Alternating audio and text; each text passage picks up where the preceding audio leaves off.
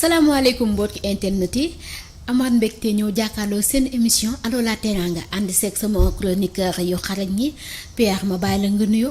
salaamaaleykum waa Sénégal salaamaaleykum waa diaspora di nuyu kuluxum ak fépp foo munti toog di la wax rek contentement la ñëw wuyu si la si sa émission bu neex bi nga xam ni que mooy Allo la Teranga.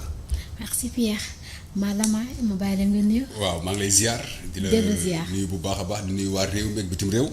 dina wax dal leen ak jàmm ci Allo la Teranga donc lépp lu ñu fi waxtaanee nag nañu xam ne du dañ fay ëpp xam-xam du len mais dañ di ay doomu réew mi ñuy wax suñu xalaat ci li nga xam ne mooy jëmale suñu réew kanam di nuyu suñu kilifa diine kilifa aada yi ak fépp fu ñu mënti nag asalaamaaleykum. maaleykum salaam ma ñu gis ne Ousmane Sonko demoon na seeti benn partisan foofu ci université UCAD si je ne me trompe pas ñu bëggoon ci am quelques éclaircissements Pierre. ah d'accord bon soo liiree information yi jot a am tey ci net bi on sait nettement que voilà Sonko dafa demoon juste pour seeti benn patriote bi nga xam ni que ci Pastef la bokk bien sûr demoon seeti ko fële ci UCAD bu muy dem nag bien sûr waxul kenn di mu ngi dem mais bu mu eggee sur le terrain ki nga xam ni que moo géré réseaux sociaux bi moom moo def direct ci Facebook bi autant pour moi ci lañ door a xam ni que Sonko mi ngi biir UCAD. donc du coup malgré que geste barrière yi police di demander population bi jotu fa am parce que gars yi bu ñu ko gisee dañuy am contentement xam ni que seen leader politique ñëw na seet si kenn ki nga xam ni que jot na blessé si ñoom. seen benn confrère moo jotoon blessé donc du coup cause pour laquelle mu ñëw seet si ko dem fa rek ak jàmm ak salaam quoi franchement. amul dara lañ fa def donc mën nañoo wax ne jàmm ak salaam moo yóbbu woon Ousmane Sonko foofu ci UCAD. bien sûr la mooy ñu bàyyi la nga joxe sa xalaat ci visite Ousmane Sonko foofu ci UCAD. waaw xam nga loolu li ñuy wax naan c'est de bonne guerre c'est de bonne guerre dem na fi CTO seeti fa ay patriotes yoo xam ne dañoo blessé woon. waaw donc tey bu demee UCAD ba mu fay dem waxul presse maa ngi dem UCAD waxul dara dafa dem juste pour seeti yi comme ni ko Pierre waxee. kenn ku jël def live pourtant président ba muy doxantu keroog ak doomam ak beneen waaj a nekkoon ci ginnaaw tàgguwul kenn non non n'est-ce pas. Et pourtant si mesure barrière yi waaj a doon filmer ci ginnaaw takkul woon maskam. bien sûr comprendre nga. donc loolu taxul ñuy wax donc ci politique lañ nekk boo xoolee defe naa veille bi la. le président dem aéroport pour récupérer les vaccins. waaw mais rassemblement moo fa nekkoon.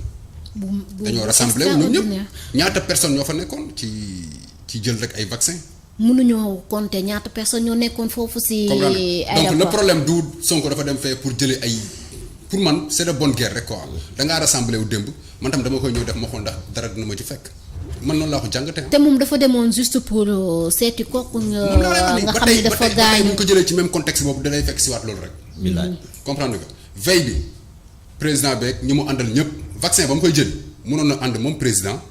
ak ministre de la santé ak ñi nga xam ne ñooy médecins yi nga xam ne ñoo ŋànk mbirum santé jeex na. le reste la lañ fay def amul lu ñu fay def jàpp ñu bagage yëkkatiwuñu bagage teguñu bagage lan la ñuy def foofu. te aéroport bokkut ak université bu fa kenn ñëwee moom yow yaa weer sa bopp. non mais di nga siiw ni Fatia comme ça quel que soit Alpha njiitum réew mi dafa génn dem aéroport ànd ak mbaboor yëpp député. ñu bokkul dara ci kii beeg ñëpp dem nañ. comprendre nga kii am ku muy dem seeti nit ñi ñëw màbb ñëw wowul kenn lañ kaay fekk si ma nit ñee ko fekk si. mais te université la nekk en plus de ça. waaw mais quel que soit Alpha dafa ñëw pour wane boppam ni dama am doole ci réew mi loolu bu ko kenn bañal.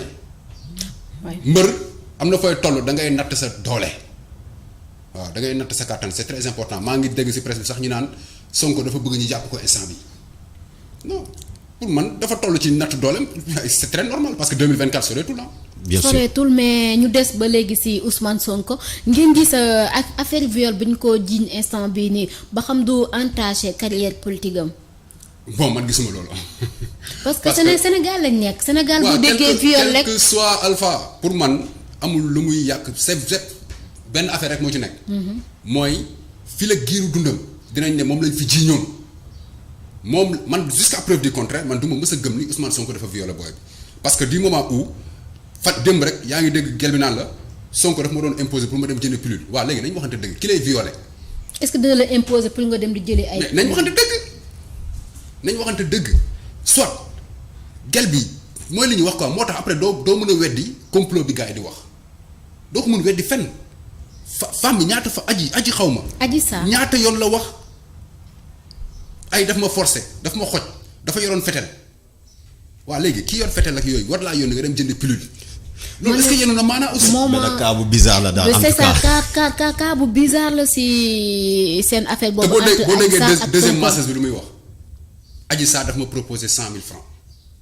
fan la jëlee xaalis boobu. mais merci c'est ça le problème donc pour man affaire complot bi ñuy wax ni boo xoolee aussi précipitation bi ci am convocation yaa ngi dégg tey ñu naan la commandant bu brigade de recherche dafa bootul lay démissionné lan moo tax mu war a démissionné est-ce que du kaawu Sonko bi moo tax mu nar a démissionné parce que li fi mu nar a jëm ku nekk xam ne ni gendarmerie am na nu muy doxee. waaw loolu tamit nag Pierre ñu bàyyi la nga répondre ci question. projet li mu wax rek. lii waral tam mi démissionné c'est parce que je me dis juste que dëgg bee commencé feeñ.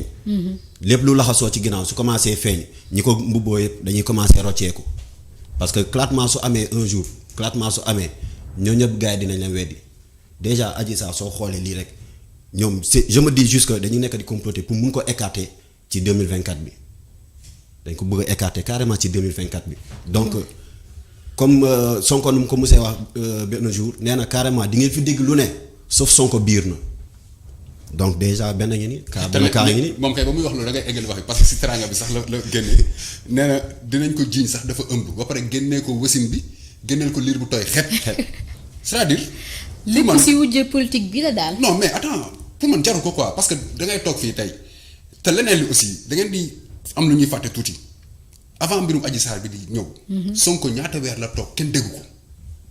bëri na. non c'est que Sonko musul toog weer 1 mois ferme te dégguñu Sonko def sorti mais cette fois-ci avant affaire Adji Sarr bi di ñëw mais Sonko toog na diir bu yàgg na gars yi compter rek dem xool ci net bi avant affaire Adji Sarr bi ak dernière sortie Sonko dafa gudd léegi est-ce que du gars yi dañoo xool ni tey na tekkaaral boobu est-ce que amul lu muy jouer comme li ñu doon wax ci Idrissa Seck rek. Idrissa Seck doon def tekk gars yi naan fu mu nekk bu génn rek def bomb est-ce que du loolu lañ doon bañal Sonko moo tax ñu anticiper ko.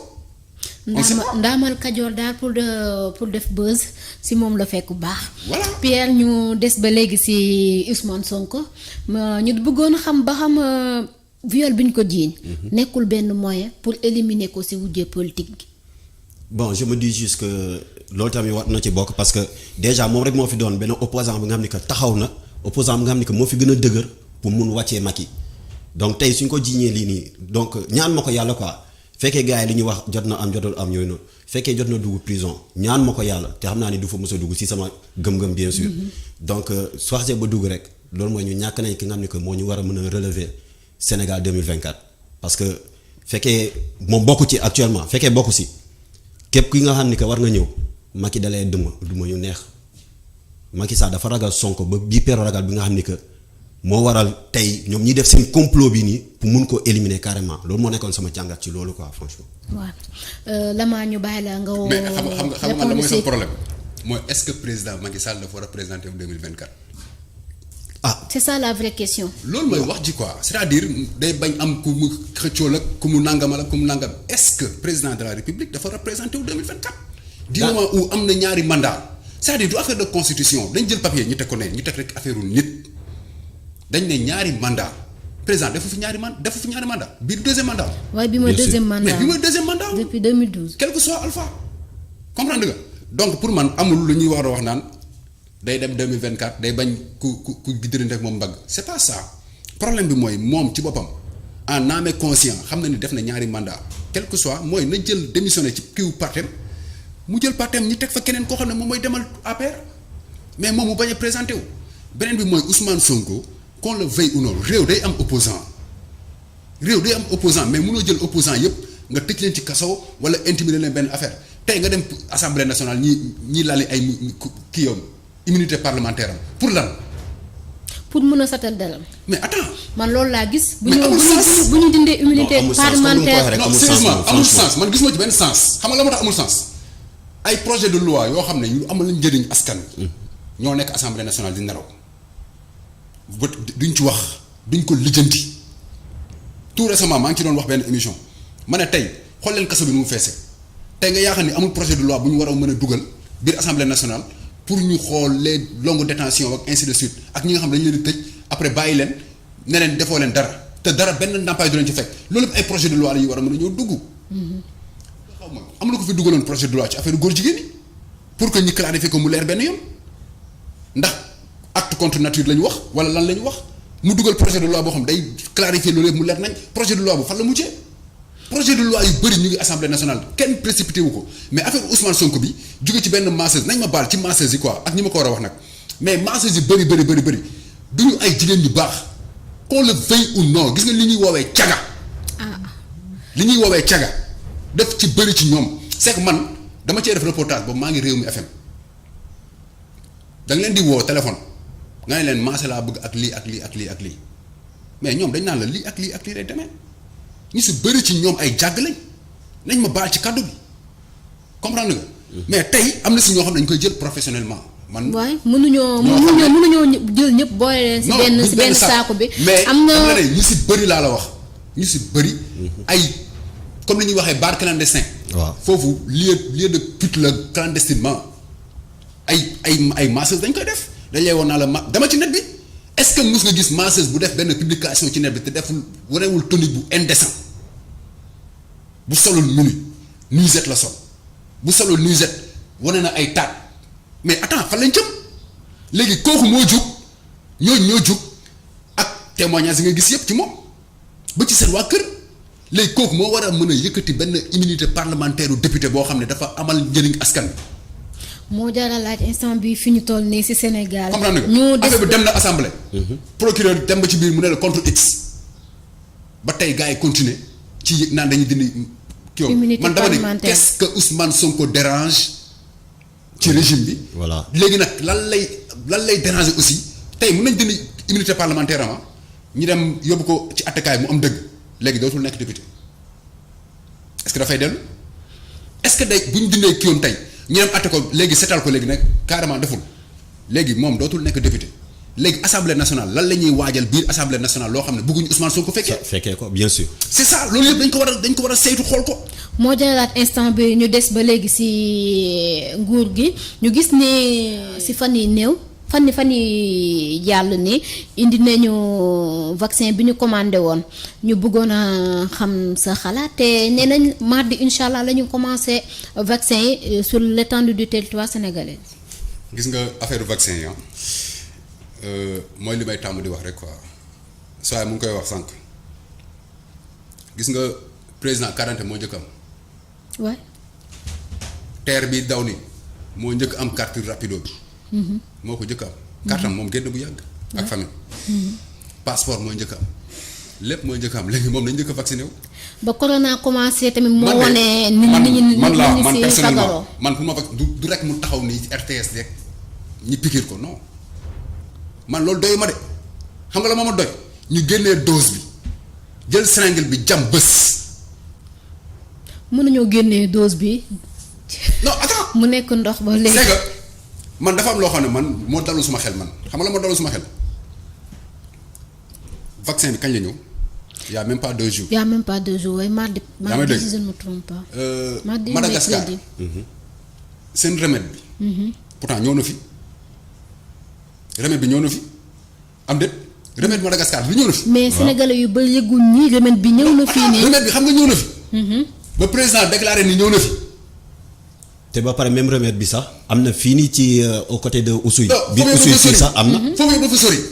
remède bi ba mu ñëwee remède Madagascar bi da ba mu ñëwee sunu médecin yi xam nañu wax remède bi ñëw na mais foog ñu saytu ko ba pare saytu boobu ba léegi waxuñu si dara ah est-ce que wax nañu si dara. déedéet. waxuñu si tooy na waxuñu si wow na ba léegi nii may wax ak yow. amul kenn si ñoom ku ñu mën a wax remède bi saytu nañ ko baax na wala baaxul utiliser nañ ko wala utiliser wuñ ko waxuñu si dara léegi vaccin yi jógee fa lay ñëw xanaa war na mën a am temps tamit comme bi nga jël fee pour saytu ko. saytu ko bien sûr. wala léegi comme ko jógee fële rek ñëw na dañ koy def mais attends c'est contradictoire quoi.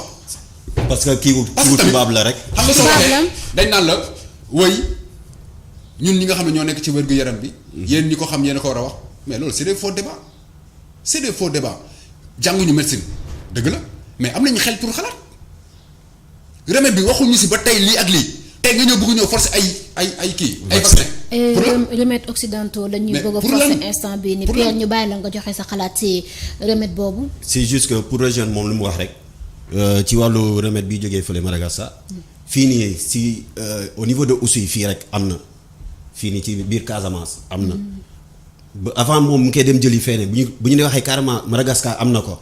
benn mun naa ne sax ay villageois ñoo wane carrément ni que remède bi am na fii si biir Sénégal jarul ñi dem wuti feneen. comme ni mu ko waxee rek fekkee dañu jël seen temps pour xool ndax remède boobu baax na wala kiiwul nañ jël seen même temps boobu le même temps là ñu xool affaire vaccin bi. ñu xool vaccin occidentaux yi ba xam ma ne baax na. saa yi amul complexe. amul complexe. Affaire bi nañ ko jam nañ ko jam complexe. carrément. ñu xool ñu mais ñu temps bi nga xam ni ko wane ni que vaccin bi dara jotu ko fekkee Macky vacciné wu na ba pare dara jotu ko fii ak une semaine 2 semaines ñu mor doo ko mën a jox ñeneen parce que man moom man en âme et conscience moom man je le dis haut et fort dama dul vacciné wu xabu ngeer baa ngi fii nii plante yaa ngi fii nii moom la ñuy dem naan ba ne kuy parce que di man ma ko jàngatee vaccin yi da nga koy kii ba pare doo si am conséquence négative instant de sooy màgget la affaire yi di feeñ ci la ñu xam ne lépp dëgg la démographie africaine bi ñuy bañ noonu dina am forcé gars yi li ñuy jéem a nëbbu di laam-laamee forcé tôt ou tard day feeñ. xam nga dañ ne personnel soignant bi la ñuy njëkk a vacciné pour te dire man démb rek laa jot benn médecin bu nekk ca Kaolack. xam nga lu ma wax je suis infirmier travaillant à l'hôpital mais je ne vais pas me vacciner et j'attends ma licenciement. te mënuñoo wax ni ki créé vaccin bi si boppam nee na moom du vacciné wu am na benn dame bu am 83 ans foofu si France moom nee na du vacciné wu parce que xamul vaccin bi pour lan la. saa yi dafa xamul grave nuñ ko defaree. donc xoolal- loolu yëpp xoolal fii. lu jar a Kii nee na ma, seetlu car la. j'ai entendu qu'ils vont faire la forcing car je travaille là où on soigne les personnes malades du Covid-19 depuis mois de mars jusqu'à nos jours c'est nous qui gère les cas graves du ma vacciné wu bañu ma si bañu dàq ma. donc kooku xam nga teg ni na ko fu loolu moom leer leer na loolu moom leer na moom. loolu leer na Ki nga xam loolu ni que leer de- na xam nga nañ loolu c'est que dafa neexul gëm quoi du moment où président yi nekk fii yëpp kan moo si soulevé wul le mot nouvel ordre mondial ci ñoom ci àdduna bi yëpp nag wax ma ñi génn OMS kese à part ça ñoom ñëpp ku ci wax na nouvel ordre mondial. Bien il sûr. faut ñu adapté wu à ce phénomène de nouvel ordre mondial lan mooy nouvel ordre mondial àdduna bu bees xanaa ñun jànguñu xanaa ñun xamuñu wala ñun gëstuwuñu. nouvel ordre mondial lan la doomu aadama yi dolli ci kaw suuf dañoo bëri il faut que ñu wàññi leen. ñu wàññi la. xaalis bi ñu doon jël di ko fay ay militaires ñii dem di dóor ay bombardement kii di yàq lu bëri après ñun ñooy mujjee ñëw nekkaat les sapeurs pompiers day jeex il faut une guerre Bactérienne. bactériologie ak biologique mais loolu fa lañ egg léegi yow loolu waxoo ñu si dara lu leer anti Covid Madagascar na gars yi dem dugg ci net bi nii ñu dem xool seen cas yi fan la toll depuis léegi dafa am réew yoo xam ne man ba tey dégguma ay cas foofu Libye ñaata cas la am man ba tey du ma dégg Libye si affaire Covid bi. mais Présente. Pierre li nga doon wax léegi ci affaire bi aussi ñu ni vaccin bi ñoom am na foofu noonu am na remède bu ñu yor foofu bu similaire ak remède u Madagascar bi. C'est que- est-ce que foofu ñu ngi gis ay cas ba léegi. ñoom Man la. ñu ngi utiliser vaccin bi wala. pour te dire gis nga remède traditionnel amul lu ko daax ba léegi suñu nee Ziguinchor am na cas ñu pose la question à savoir ban secteur la bii Ziguinchor newoon nañ fi jaabir fii nii ba ñu mettre waa jaabir en quarantaine bus du fa dugg daal du fa dugg. ñoom ñoo njëkk a génn si ñu ne carrément loolu c'est faux amul. am na benn famille bu ñu jiiñoo ñu ne paa bi dëkk foofu noonu moo am Covid paa bi moo génn si mu ne carrément daf la ñuy porter plainte parce que moom xamul kañ la génn këram kooku ku dul génn nu muy amee Covid. ba pare doomam mi fan la koy jëlee. ba pare doomam mi si boppam ñoom njëkk a ñëw ñoom ñoo njëkk a soulever wu ne carrément dañuy porter état bi dañuy porter plainte xam nga ni lii politique la quoi gars yi il faut que ñu xam ni que ñun ay jeunesse bu nga xam ni que jeunesse bu yeewu lañu doonoon nous sommes plus au Moyen-Orient quoi Moyen Âge autant pour moi ñun dañuy yeewu quoi dañu jàng. c'est que xam nga la mooy le problème. non mooy bu ñu foog ni gëmuñu Covid bi feebar bi gëm nañ ko de. ku Feebar feebar bi dafa am na. lu leer la am man na li may wax nii man dama gis ñu ko am ma xam ñu ko am mu dal sama quelques membres famille ñi nekk Europe ñi faj leen ba ñu wër. man mii am est-ce que comprendre na nga? sama membre Mais famille bu mu dal le seul instant souci bii mooy li mu la laaj léegi loolu ku nekk chacun est libre de le faire. dëkk yi may waaj a lim nii na gars yi dem ñu wax ma ñu xool ñaata cas la ñu am ba Covid bi commencé ak tey Libye ci la bokk nañ gars yi dem xool. Madagascar. Madagascar bi ñuy wax ba tey jii nii nañ dem xool donte génn nañ ci OMS déggatoo ne sax ñu leen di tudd est-ce que comprendre nga. nga dem xool dëkk yi am guerre yëpp nag dëkk yi am guerre yëpp na gars yi dem xool réew yooyu fan la Covid bi toll foofu. moo jëlaat instant bi ñu. non déggoo c'est-à-dire ñoom am na lu leen di rey fu mu toll nii ñoom ñu ngi reyante seen biir guerre baa ngi foofu fetel yaa ngi tàkk yow Mali bi ñu jege nii rek pour nga tudd ko ci Covid bi problème la Mali bii rek pour ñu tudd ko ci Covid bi ngan di problème la tey yaa ngi ñu wax ay vaccin dañuy vacciné wu du ñu vacciné wu. chacun est libre ne man duma vacciné wu. parce que amuma ci lu leer. ma ne la pour rejoindre lu muy wax nii rek pas plus tard qu'hier sama yaay doom dama ko woo carrément ma ne ko carrément sama doom bugguma dégg fenn fu ñu nee dañ ko piqûre man mii bàyyam sax dama dul piqûre pour affaire corona bi. man de j'ai bépp piqûre bu fay dem bu mu laa sama doom ci boppam. sinon naa ko porté plainte moom mii si boppam. directeur rek.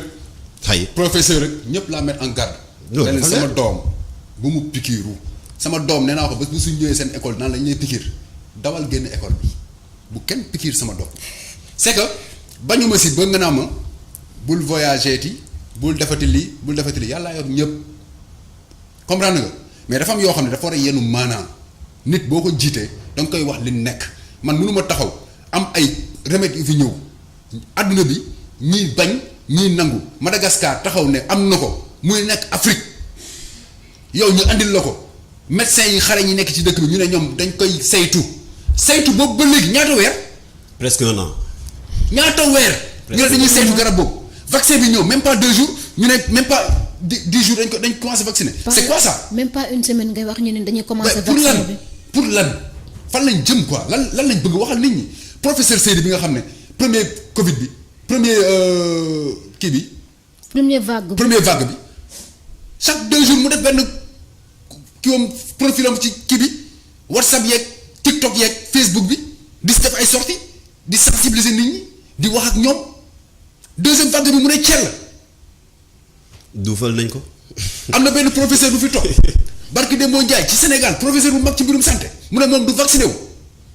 kon war nañoo xoolaat mbiru mais vaccin attends dañu bi waxat ba pare naan ay kii dañ koy forcer loolu yëpp man loolu yëpp jéem ma ci de lan la ci sécurité bi di wut ci pikiru rek lan la ci armée di wut. léegi ñu des ba léegi ci affaire Covid bi 19 bi ñu gis ni fii ci Sénégal particulièrement Dakar ni njiitum réew mi yokk na 1 mois de plus ci couvre-feu bi fii ci Dakar ak Thiès ñu bëggoon a xam sa jàngat ci loolu. donc yokk na yokkuñu pour te dire seen couvre-feu bi c'est inutile ci man c'est inutile.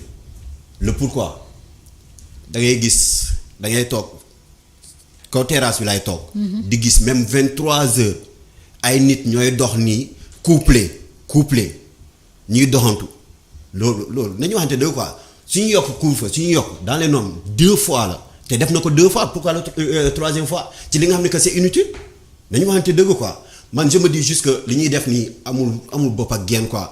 su fekkee seen complot yi guddi ngeen koy def ngeen wax ñu carrément seen complot yi c'est pour la nuit nit yi mën a xam ni que ñii dañuy comploter la nuit journée bi mën nañ def lu leen ne journée bi bus yi day fees. day fees del man mii xam naa ci dara des fois pour te dire démb bu may jógee Malika beneen bus 83 bi dafa fees teb ba buntu bi mënul tëju dañu doon insister pour gars yi mun bu xante comme ça buntu bi mun tëju dañu waxante dëgg xanaa Covid 20h kii la xam nga 21h 6h du matin Covid heure boobu lay dox dañu waxante dëgg quoi c'est insensé quand même man je ne peux pas mun ma concevoir loolu quoi quand même. Lamaa ñu bàyyi la nga joxe sa xalaat ci loolu. xam nga information boobu moom c'est vrai que su ma juumul suñuy confrères Futurs Médias RFM ñoom ñoo ko joxe donc en général on te dit que bu RFM génnee moom jàppal à 80% que mun na nekk dëgg bu jugee ci état bi.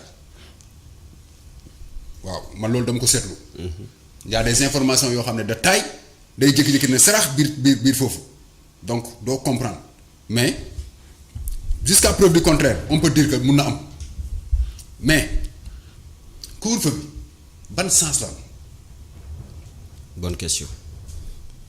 cas communautaire bu doon dafa wàññeeku ñu ne couvre-feu bi am na sens. mais cas communautaire day yokk. mais nu ñu def ba cas communautaire du yokk ak fi ñu toll nii. ñoo léegi nag seetlu ni bus yi comme ni ko Pierre waxee léegi bus yi day fees comme pas possible. de 6 heures du matin jusqu'à 20 heures. mooy li ma la wax léegi rek c'est-à-dire première vague bi dañoo wàññi surcharge yi. def couvre-feu cas yi wàññeeku mais bi wàññi woo surcharge nga tëj boîte de nuit tëj fépp fu artistes yi di daje wàññi woo surcharge oto yi ba tey oto yi ni ñuy doxee la ñuy doxee ba tey mbedd mi dañuy dox sans takki masque. dara du leen ci fekk. barki Demba Ndiaye Abdou Karim Gueye fan lañ ko fekk buntu kër yaayam muy génn juste ñu ne ko cere ndax takkul masque c'est-à-dire nañ pour man état dafa nekk di chercher jeunesse bi quoi man loolu laa jàpp dafa nekk di chercher jeunesse bi lan lay doyee jeunesse bi nag man loolu mooy sama problème parce que moom fi njëkkee def couvre-feu bi gis nga ñu génn ñëpp Medina ak ay Grand Yoff ak feneen ak feneen taal ak dëkk bi am déet. yow nga ñëw dolli gars yi ñu ne waa graaw léegi nga dem ba le fin nga ne da nga koy yokkaat c'est-à-dire pour man jeunesse bi lañ bëgg a sacrifier pour man parce que am na fay toll ñu lay tëj di la tëj te li ñu lay tëj amul benn sens gisoo ci benn bopp ak genn nga bëgg ko continuer waat pour lan. ñu yemale ko Thiès ak Dakar te Thiès cas yi mu gën a yokk cas yi ngi yokk ci yeneen régions yi cas yi ngi yokk fépp affaire bi nekkul ay fu mu toll nii ay toute l'étendue de problème bi du foofu. couvre-feu bi c'est bon ñu jël ko teg ko ne parce que y a des soutiens de famille. yoo xam ne ñoo xam ne dañuy liggéey guddi gi pour mën a satisfaire seen besoins famille. am na ñoo xam ne dañuy liggéey war a wàcc comprendre nga mais seen liggéey dañu koy mujjee bàyyi pour suba tardement la bu 20 heures jotee ñoom ñëppay ñibbi parce que bëgguñ 21 heures fekk leen fa couvre-feu pour baadoolay la pour baadoolay la. démb jàppuñ fi ay doomu kilifa. waaw ñaata yoon lañ fi jàpp doomu kilifa ci couvre-feu bi. ñu doon def seen anniversaire foofu si Almadi. ma ne ancien ministre Abdoulaye Wade bi ñu jàppoon fii nag fu mu mujjee. ku jigéen ki ñu jàppoon Almadi mook frère am. libéré. et pourtant c'est une ancien ministre la jàpp ko bu ko toroxal tey ay doomu boos ñooy nekk fii di tambaambal nu mu leen neexee dara du leen ci fekk. soo waxee man sama papa lii la sama papa lee la sama nangam papam la ñuy woo papam après bàyyi affaire mu jàll. il suffit juste def couvre-feu bi juste pour baadoole yi pour man nag il ne faut pas que ñuy chercher ay coow comme ni ñu ko cherché woon keroog ba ñuy dem ci kër Ousmane Sonko. bien sûr. il ne faut pas ñuy chercher sénégalais yi wax naa ko fii ne leen bu leen xalaat benn yoon que ni sénégalais dañ leen ragal amul ku ci tëdd xaaju guddi ne sénégalais dañ laa ragal rek wax nga lu nekkul. dafa am benn cër bu nekk ci Sénégalais yi te gis nga bu ñu fippu baaxul ci askan bu fippu baaxul ci régime comprendre nga nañu bàyyi nit ñi ñu circuler nu mu leen neexee gis nga li ñuy déployer ci homme de sécurité guddi diggante 21 heures ba 5 heures du matin boobu. wallaahi gis nga bu ñu ko defoon bëccëg déployer leen bëccëg laa wax de diggante Dakar ak Thiès waxuma la cas mais 0 cas ngay dégg. parce que ñëpp dinañ ko forcer takk ko par force yow alkaati ngay gis mu taxaw ni takk masque. alkaati bi ñu war a forcer pour ñu takk masque ñun bu alkaati. moom day toog takk masque laa la wax ko takk. c'est que masque doo ko takk di ko def fii da ngay gis ñoom ñëpp fii lañ koy def seen collier lañ koy def seen baat lañ koy def da nga leen romb chaque jour ci embouteillage ñu koy gis wala nga romb leen nii ñuy wax ak nit koo xam ne takkul masque di waxtaan ak moom di xàkkataay koo xam ne da nga ko waroon ne ñiip dugal ci oto bi yóbbu. kooku respecté wu mesure barrière police bi ci boppam oto bi ci boppam seen oto yi ñoom seen bopp mais surcharge kese la te kenn du si takk masque c'est que li ñu war a wax moo bëri gis nga couvre-feu moom c'est bon jël ko teg ko ne te jël respect fexe nit ñi ñu respecter les mesures barrières même bu dee dafay jar ñu jël ay liif di ko duma nit ñi pour ñu takk masque yi nañ ko def mais pas ay couvre-feu assez def nga ko deux fois amul benn njëriñ bu mu la andil mais seetal beneen méthode bi ngay def nag man waxoon naa ko fii même bu jaree ñu jël liif boo takkul masque du ñu la wax fayal du ñu la wax damal takki masque dañ lay duma comme li ñu defoon couvre-feu bu njëkk ba di la duma amul mag amul ndaw Moussa Sy du fii la wax fii mu ne bu 500 jeunes deewoon Covid bi jeex waxu irresponsabilité yooyu.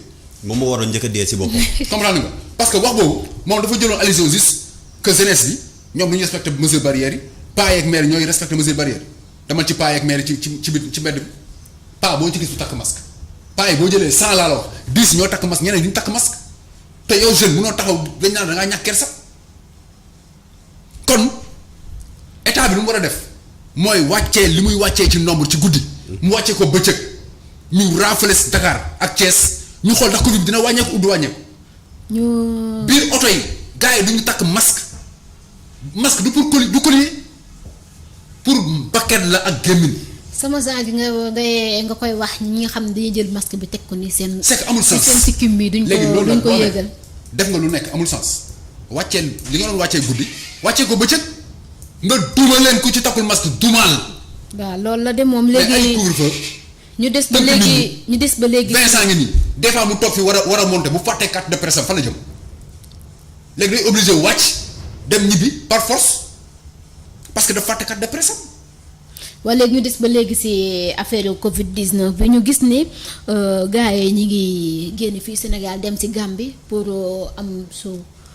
pour bëggal seen bëgg tuuti ci liñ ko mun a wax ñu gis ni Wally Seck am na concert bu mu def foofu ci Gambie bu extraordinaire. xam nga dañu ne Sénégal réew teranga man je me dis que Gambia réew teranga la freedom happiness. oui c'est ça.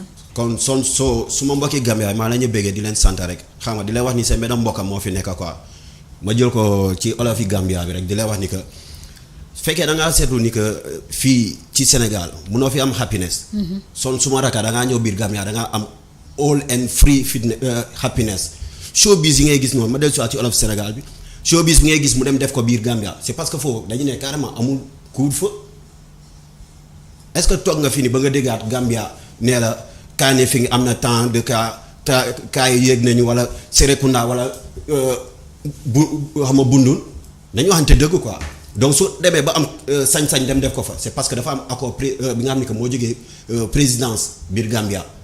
président fu mu dem ba mu ko accordé c'est parce que man je me dis que moom foofu noonu amuñu cas quoi donc foofu la war a Macky Sall dafa war a yeewu xam ni carrément li muy def nii amul benn sens yow ba si yow nga xañ leen def fii nii ay show xañ leen liggéey biir Sénégal ñoom ñi dem ba beneen dëkk pour dem liggéey fa ak période pandémie bi baax nañu waxante dëgg quoi Covid bi nii affaire de xaalis la quoi nañu waxante dëgg loolu moo nekk sama xalaat. ah métti na trop kay ñu teg ñu gis ni dafa teg couvre-feu bi empêché ñu bëri ñu def seen i liggéey am na père de famille yoo xam ne guddi gi lañ daan liggéey juste pour bu ñu xëyee mën a jox seen famille lu ñu mën a dundee instant bi ñu gis ni couvre-feu bi commencé na yokkaat na couvre-feu bi gën a indiwaat xoj gaa yi kenn mënut a dem fenn kenn mënut a génn. couvre-feu bi c'est pas encore avéré hein.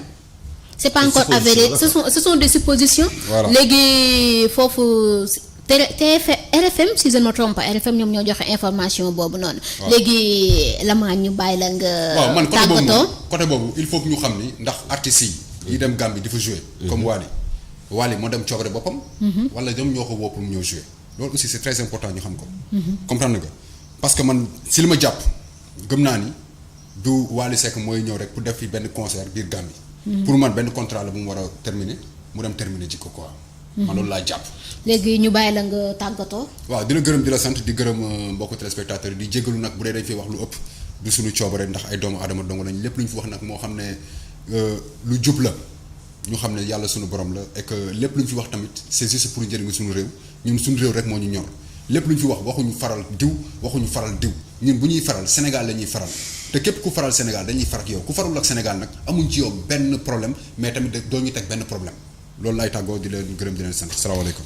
Pierre ñu bàyyi la nga tàggatoo. waaw di la remercier ci invitation bi nga def di wax mbokk sénégalais yëpp waaw ñu ngi jégalu comme sama confrère nu mu ko waxee ñu ngi jégalu ci bépp kàddu bu nga xam ne que c'est dépassé nga xam ne que nit motul donc di leen wax rek voilà et aussi dee lañu koj à chaque fois fii nii ci yeneen i thèmes et tout et aussi di la remercier encore une fois de plus ci invitation bien sûr. Personne n'est parfaite noonu la ñuy wax ci français bi léegi ñu jox leen dig daje beneen émission.